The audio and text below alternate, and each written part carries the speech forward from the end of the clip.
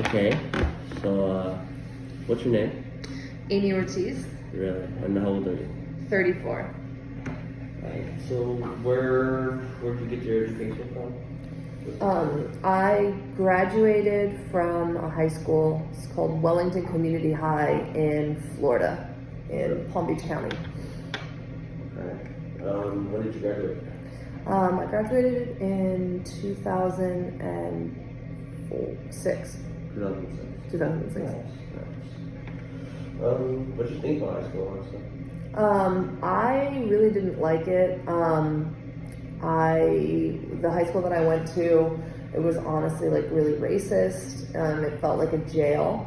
They had like assistant principals like driving around on golf carts, like scanning the perimeter. Kids would like climb over fences to like escape the school.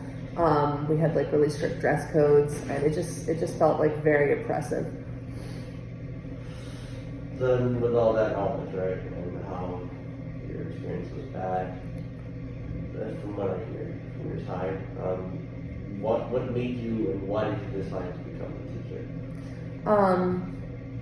I kind of stumbled into becoming a teacher, so I needed a job that had good hours to like be able to pick up my son, and so I started working as an instructional assistant in a middle school.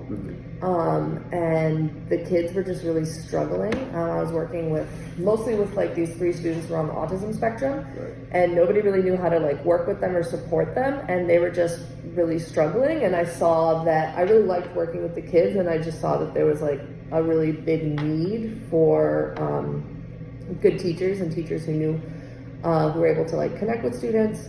So that's kind of why I started teaching. So I applied, and then my principal at that school asked me to apply for like an open teaching position for the next year, and then I got it, and then so it kind of just wasn't like a super intentional choice. It just sort of flowed into it. Right. So you already know how your experience was at high school, and you know every bad has a good. So next question is, who was your most memorable teacher? My most memorable teacher, I don't remember her name. Actually, I would say there were 2. So I had an art teacher who was really, really nice, and my family was like going through a lot when I was in high school, and she would just let me like hang out in her art room. I would have lunch in there, and I would just like kind of sit and draw, and it was like a nice quiet space, and I just felt like she like saw me, and she was kind of there for me more. And then I had an English teacher who saw like a piece of writing that I did, and she was like, you should be in AP classes. And I was like, no, I don't want to, it's too much work. And she was like, no, you should be in AP classes. And she like called my mom and got my mom to like put me into AP classes, which I wasn't in at the time, because she was like, you should probably like be in these, I guess, like quote unquote gifted classes. Okay. So you graduated in 2006, right? About like 2 years after I was born. How much has school changed over the years? Well, because I worked only in schools in California, and only in Oakland in the Bay Area, and then I went to high school in Florida, it's just really different. Like Florida is a lot more of a conservative state. So I mean, things like social justice curriculum, learning about race and racism, I can't imagine that that's happening that much at a lot of schools in Florida. I would say I can't imagine being a teacher at a school in Florida and having to deal with like a lot of racist white people. And, like, I feel like the system here, I don't know, it's like more conscious, I guess. A lot of the teachers here. Do you feel like, so as you're saying, like, you can imagine yourself in such a conservative state and place to work in, does that mean that you view, the Bay and California as a more diverse place to work?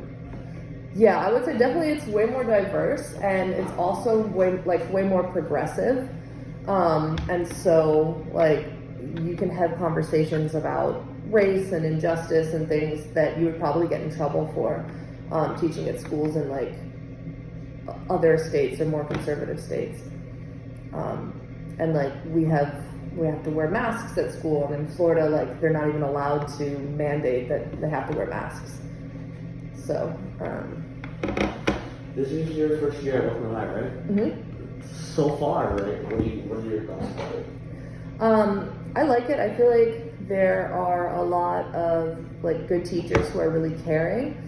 And then I just wish that we had like more resources, more funding, more support from OUSD. Like it's really hard with not having subs, having like students be in the theater, having like classes that don't have a permanent teacher, so kids just have like different subs for the first month of school. And I think it would also be good if we had like more resources for like restorative justice and like interventions for the kids who are like wandering around the hallways a lot of the time, just so that they can like be where they need to be and be successful in their classes. Okay. Yeah, I totally agree with you on that part.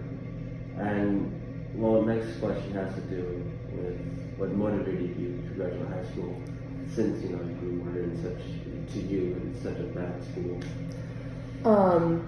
Well, I was not like the most successful student when I first. So I moved to Florida from England, and it was like a really big culture shock going into a like 1,000-person school, and then dealing with like just like a really not great education system.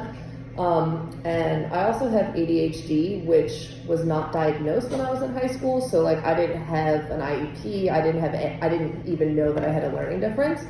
But like sitting still in a classroom was hard for me. Like I didn't want to be walking around in the hallways. Like I had a hard time focusing. It was hard for me not to like argue with teachers if they were saying like stupid or ignorant things. So I would get sent out of class a lot. I would cut class a lot when I first started school, and ended up like failing 10th grade, having to repeat the year. So basically what motivated me to graduate was my sister was like, if you keep going at this rate, like you're not going to get into college and you're just going to have to keep living with our mom. And I was like, oh, hell no.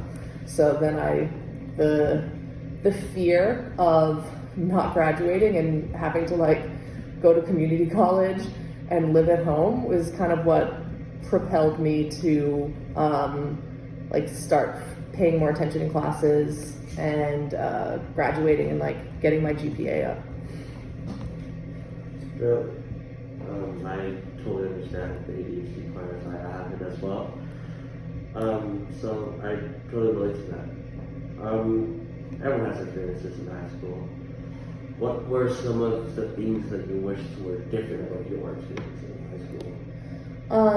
I wish that I had known that I had ADHD. I don't know if I would have like qualified for an IEP, but even just like knowing, I think would have helped, because I've always been like quite like, I guess it would like a lot of school has come really easy for me. So a lot of teachers would see that I was like smart, but then would be like, oh, you're not turning in your homework because you're lazy or you don't care. Like, you're smart, this is easy for you, like why aren't you doing it?